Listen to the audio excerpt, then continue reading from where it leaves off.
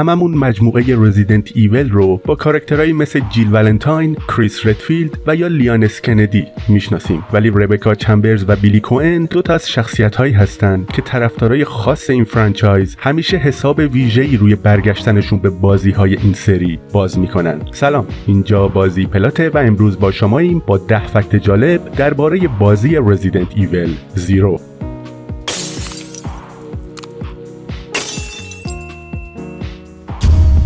جالبه بدونین تو بازی رزیدنت ایول زیرو دو تا اشاره به فیلم ایس ونتورا با بازی جیم کری هم دیده میشه. قضیه اینجوریه که دو تا تروفی تو بازی وجود داره که عنواناشون در واقع دو تا دیالوگ از فیلم ایس ونتوراست. یکیش اسمش وینگد سپان آف سیتنه، اون یکی هم اسمش دای دیول برده که جفتشون دیالوگایی که جیم کری تو فیلم ایس ونتورا میگه.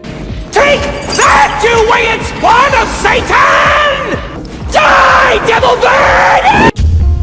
درباره تتوی بیلی کوئن خیلی حرف و حدیث وجود داشته و طرفداران نظریه‌های زیادی دربارش دادن، مثلا اینکه چی نوشته و چه معنی داره و اصلا میخواد به چه چیزی اشاره کنه. برای اینکه قضیه روشن بشه بهتره ببینیم این تتو اصلا چه چیزی رو نوشته. روی تتو نوشته شده مادر لاو. خیلی‌ها فکر میکنن این تتو یه معنای خاص داره که به گذشته بیلی کوئن و مادرش ربط پیدا میکنه یا چیزی شبیه به این، اما در واقع این تتو اشاره‌ای به آهنگ 4 آلبوم مید این هیون یا ساخته شده در بهشت از گروه معروف کوین. همچنین اسم این آلبوم و یکی از ترکاش یعنی مید این هیون روی جلیقه کلر تو بازی رزیدنت ایول 2 هم دیده میشد. از طرف دیگه آهنگ لت می لیو از همین آلبوم روی جلیقه کلر تو بازی رزیدنت ایول کد ورونیکا دیده میشه. نزدیک بود ربکا در انتهای بازی رزیدنت ایول زیرو بمیره. شینجی میکامی خالق رزیدنت ایول خیلی روک گفته بود که از ربکا خوشش نمیاد. اون گفته بود که طرفدار شخصیت‌های زنی که خیلی مطیع باشن نیست و همین خاطر شخصیت‌های زن قوی مثل کلر، جیل، شوا و ایدا رو بیشتر میپسندید. قرار بود در پایان اصلی بازی رزیدنت ایول زیرو ربکا بمیره و بازی رو با بیلی کوئن تموم کنید، ولی به خاطر اینکه داستان اصلی بازی به هم نریزه این پایان بندی رو عوض کردن. آخه اگه ربکا میمرد دیگه نمیتونست تو بازی رزیدنت ایول 1 حضور داشته باشه. بیلی کوئن هم مثل کارلوس از رزیدنت ایول 3 از اون شخصیت‌هایی بود که دیگه هیچ وقت تو بازی‌های بعدی نیومد و ازش حرفی زده نشد. حالا که ساخت رزیدنت ایول 9 به صورت رسمی توسط کپکام تایید شده، شاید باید منتظر یه سورپرایز باشیم و شخصیت‌هایی مثل بیلی کوئن رو دوباره تو بازی ببینیم. ربکا چمبرز تو بازی رزیدنت ایول زیرو کاستوم اکسترا داره که بعضیاشون اینا هستن: لباس گروه استارز 1996، لباس گروه استارز 1997، لباس بسکتبال که تو بازی رزیدنت ایول 2 به صورت ایستر اگ پیداش میکردین،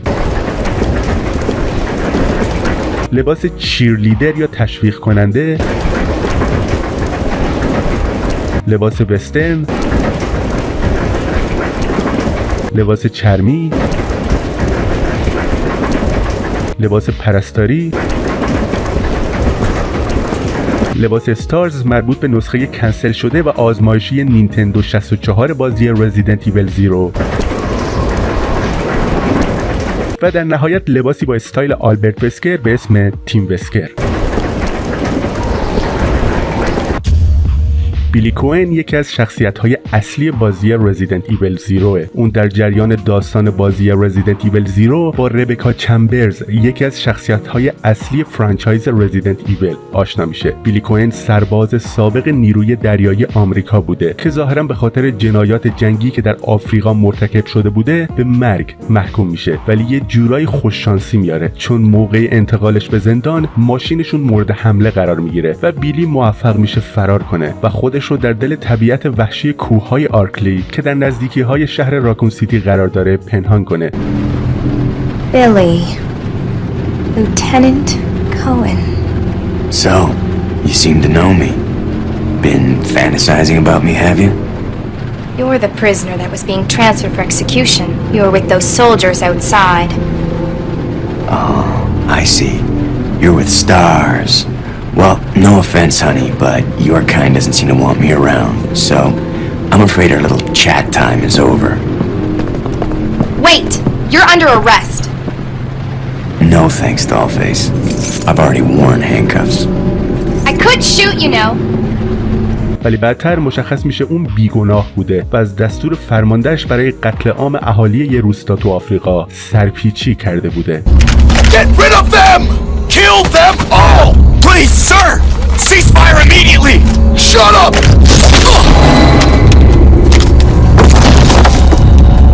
Do it!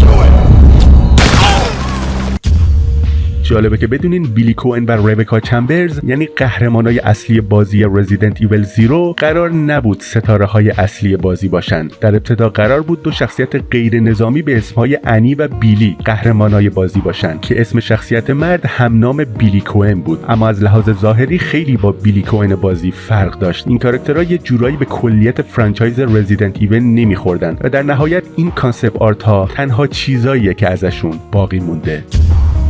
زامبی های دونده همیشه چیزی بودن که توسعه دهنده های رزیدنت ایول دربارشون فکر میکردن و تقریبا قرار بود تو بازی رزیدنت ایول 0 هم باشن، اما در نهایت حذف شدن. با این حال این ایده باعث شد تا بعدتر زامبی هایی با نام کریمسن هد ایجاد بشن. علاوه بر این چند آیتم استفاده نشده هم تو فایل های بازی وجود داره که هیچ وقت به بازی نهایی راه پیدا نکردن. دو تا از این آیتم ها خیلی جالبن. یکیش گیاه صورتی رنگه و اون یکی هم یه صدا خفه کن. در مورد اینکه گیاه صورتی چه کاری میتونه بکنه هیچ ایده‌ای وجود نداره. به نظر شما این گیاها چه کاربردی میتونستن داشته باشن؟ تو قسمت کامنت ها برامون بنویسین. در قسمت‌های ابتدایی بازی رزیدنت ایول 0 اولین باس یه عقرب غول پیکره که تو قطار میتونی ببینینش. بنا به دلایلی که اصلا معلوم نیست این عقرب میتونه خیلی راحت شما رو نابود کنه، حتی با یه ضربه. اما یه ترفندی وجود داره که میتونین باهاش خیلی بی سر و صدا از کنارش رد بشین. کافیه وقتی عقرب بهتون حمله کرد یه آیتم از اینورتوریتون روی زمین بندازین. بعدش وقتی عقرب دوباره داره حمله میکنه درست در همون لحظه آیتمو بردارین. با این کار عقرب یه جورایی از تنتون عبور میکنه و میتونین راحت از اونجا رد بشین. با استفاده از استیک دوم یا سی استیک روی گیم کیوب میتونین به صورت دستی کنترل هم تیمیتون رو به دست بگیرین. این کار یکم سخته و گاهی اوقات گیج کننده میشه، اما وقتی نیاز دارین هم تیمیتون از سر راهتون کنار بره یا از دشمنایی که خیلی بهش نزدیک شدن دور بشه خیلی کاربردیه. اینجوری دیگه لازم نیست مدام بین خودتون و هم تیمیتون جابجا بشین، چون این قابلیت تو بازی وجود داره.